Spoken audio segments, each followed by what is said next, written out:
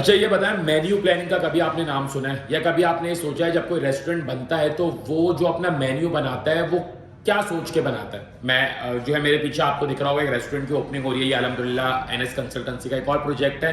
इसकी लोकेशन बहुत ज़बरदस्त है, मेन 5 स्टार फूड स्ट्रीट में, और आज मेरे ख्याल से 12 जनवरी है, तो 15 जनवरी से पहले इसकी ओपनिंग इंशाल्लाह हो जाएगी। तो खैर पहले तो मैं थोड़ा सा ओवरव्यू भी दे दूँ। छोटी सी दुकान है, यहाँ पे इनका काउंटर है, इस तरफ किचन है, ठीक है जी। किचन में तमाम इक्विपमेंट वगैरह आ चुके हैं। यहाँ से जो है ज़ाहिर ये पूरा काउंटर है, इस तरफ कैमरे वगैरह लगे हुए हैं। खैर मैं आपको बताऊँ, मेन्यू प्लानिंग की हम बात कर रहे थे। मेन्यू प्लानिंग किसी भी रेस्टोरेंट की सबसे बुनियादी चीज़ होती है।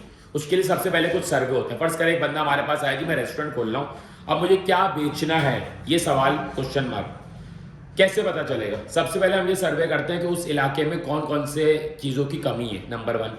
नंबर 2 कि उस इलाके के अंदर लोगों की परचेजिंग पावर क्या है, लोग क्या खरीदना चाहते हैं और उनके जेब में कितना पैसा है। ज़ाहिर हर इलाका होता है, कहीं पे जो है मिडिल क्लास आबादी रहती है, कहीं पे लोअर मिडिल क्लास, कहीं पे हाई क्लास। तो उस हिसाब से जो है ना मेन्यू प्लानिंग में हम ये करते हैं कि सबसे पहले तो हम क्लाइंट को एक पूरा मेन्यू बना के देते हैं कि जी हम आपको अपने रेस्टोरेंट पे ये बेचना है। वो फास्ट फूड का मेन्यू हो, वो मैक्सिकन हो, कॉन्टिनेंटल हो, चाइनीज़ हो, बारबेक्यू हो, कुछ भी दुनिया का मेन्यू। जब वो क्लाइंट बोलता है ठीक है जी, फिर उस तमाम मेन्यू के हिसाब से उनको तमाम रेसिपीज़ प्रोवाइड की जाती हैं।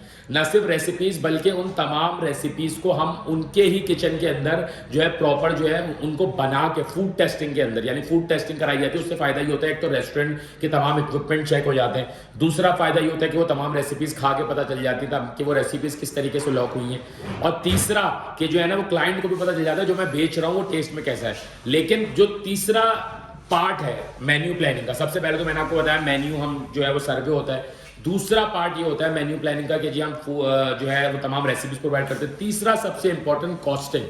कॉस्टिंग ये होती है कि जो एक बर्गर है उस बर्गर में क्या क्या इंग्रेडिएंट्स डले हैं, वो इंग्रेडिएंट्स हमने कहाँ कहाँ से खरीदे हैं, तो एक बर्गर की कॉस्ट आपको क्या आ रही है, बड़ा ज़रूरी है।